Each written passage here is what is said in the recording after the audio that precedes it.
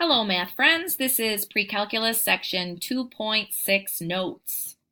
We're going to continue talking about quadratic functions, and today we are going to do some modeling with functions. Of course, modeling is a fancy word for word problems, but we're going to start out with something that should be very familiar to you. This is actually very similar to a question that you had on your last test. It says a poster is 10 inches longer than it is wide. Find a function that models its area A in terms of its width W. So if we're calling the width of the poster W, and it says that it is 10 inches longer than it is wide, well, that means that the poster's length is going to be equal to its width plus 10. And if we are trying to model the area of this poster, and we know that the area is a rectangle, area is equal to length times width. So our area here is going to be equal to W plus 10 times W. And if we were to distribute that W, then we would get area equals W squared plus 10W. So that's it. We just found a function that models this poster's area in terms of its width. So let's apply that to another problem. In example 2, it's asking us to find two numbers whose sum is 9 and whose product is as large as possible. And then it says also find the largest product. Now I want to point out that in the problem here it says to find two numbers. Those two numbers do not have to be integers.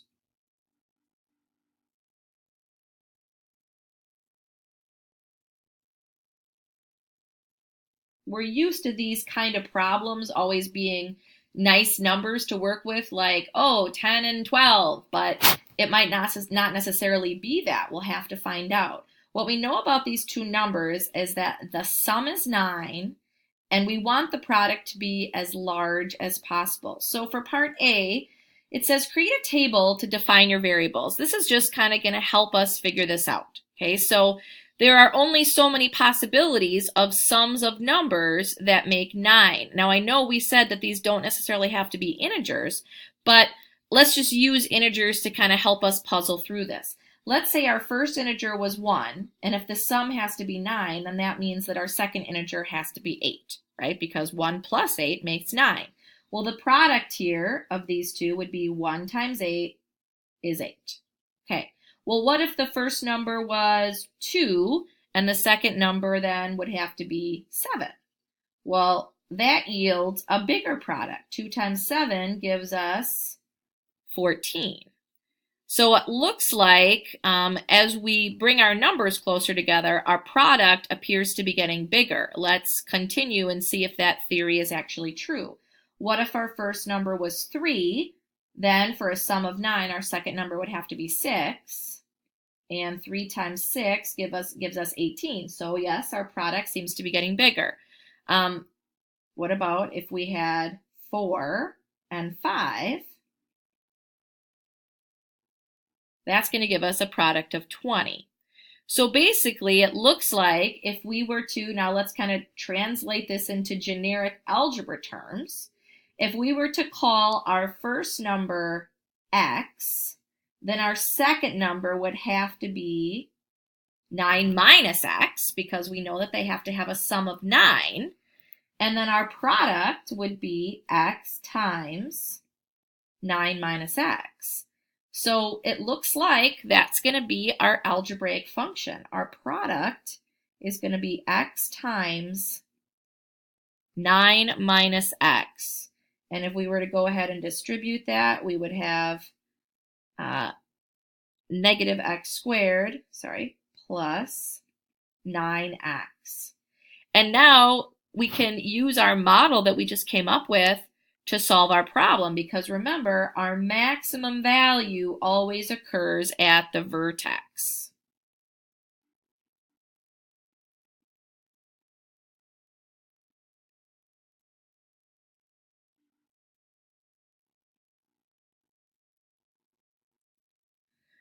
So if we're trying to find the maximum product, then we need to find the vertex of this function.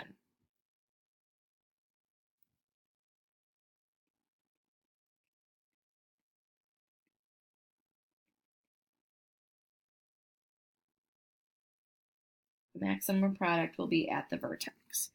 So let's find the x-coordinate of our vertex by doing the opposite of b over 2 times a. So that's going to be the opposite of 9 over 2 times -1, which is going to be -9 divided by -2, which gives us an x-coordinate of 4.5. But remember, that's not the maximum. The maximum is the y value. So now we just need to plug that back into our function. So our y-coordinate is going to be -4.5 squared plus 9 times 4.5. And if we grab our calculator and type that in, we find out that that gives us a product, because that's what the y value represents in this problem, is the maximum product. The maximum product is 20.25.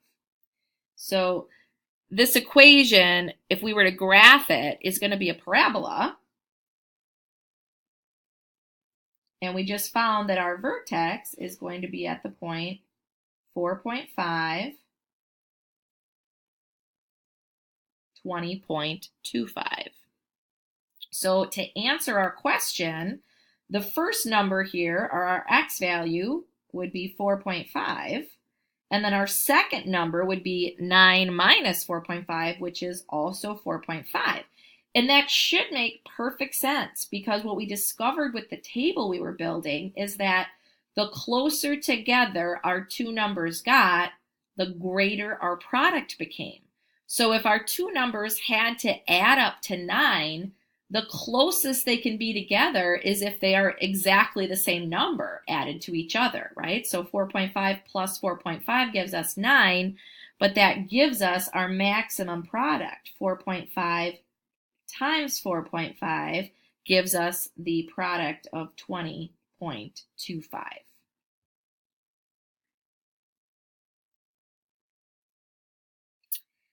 In example C, a gardener has 60 feet of fencing to fence in a rectangular vegetable garden. They want us to find a function that models the area of the garden that she can fence. What you have to remember about a problem like this is that we want our equation to be only in one variable.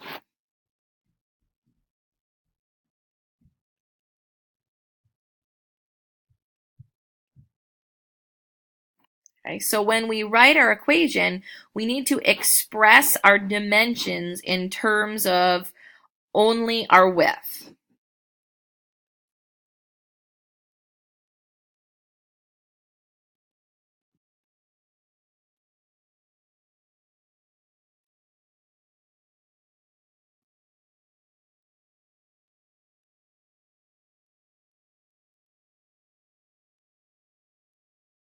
Okay.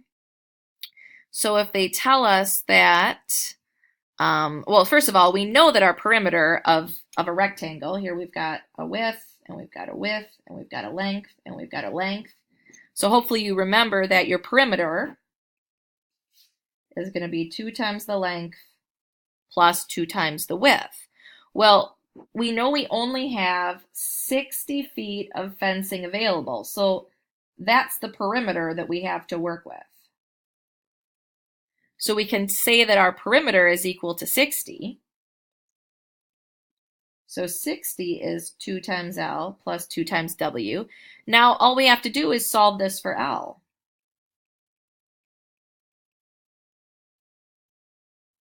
Okay, that's going to give us an equation for length in terms of width, which is what we need. So we can go ahead and we can rearrange this equation. If we want to get L alone, then we're going to have 60 minus 2W equals 2L, and then we just divide everything by 2, and that gives us an expression for our length. 60 divided by 2 is 30. And then negative 2w divided by 2 is just negative w. So that gives us an expression for our length of 30 minus w. Now we know that our area is going to be equal to length times width. So now it's just like our previous problem. Our length is going to be 30 minus w, and our width is going to be w. So if we go ahead and distribute, we end up with an equation for area of negative w squared plus 30w. So that's an expression, or an equation that expresses the area of the garden that she can fence given that restriction of only having 60 feet of fencing available. So now we wanted to find the actual dimensions of the largest area that she can fence. This means that we have to find the maximum value. And for this, of course, we need our vertex. This is what we've been doing. Now remember, we could do this two ways. We could either complete the square, or we could find our maximum x value, or in this case, w value, by doing the opposite of b over 2a and plugging it in to find y. So our options are to complete the square or find the vertex algebraically.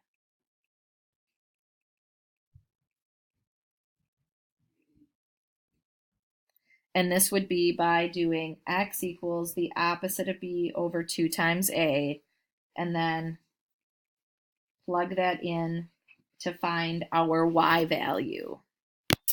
I am going to find the x coordinate of my vertex algebraically. So I'm going to start with my equation. Area equals negative w squared plus 30w.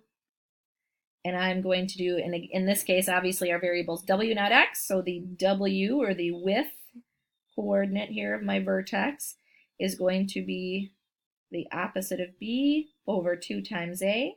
So that's going to be negative 30 over 2 times negative 1, which gives me negative 30 divided by negative 2, which is a positive 15. And then if I plug that 15 back in for my width in my function, that is going to give me what my maximum area is for the garden that she can fence. So then my max area is going to be negative 15 squared plus 30 times 15. You grab your calculator, and this is negative 225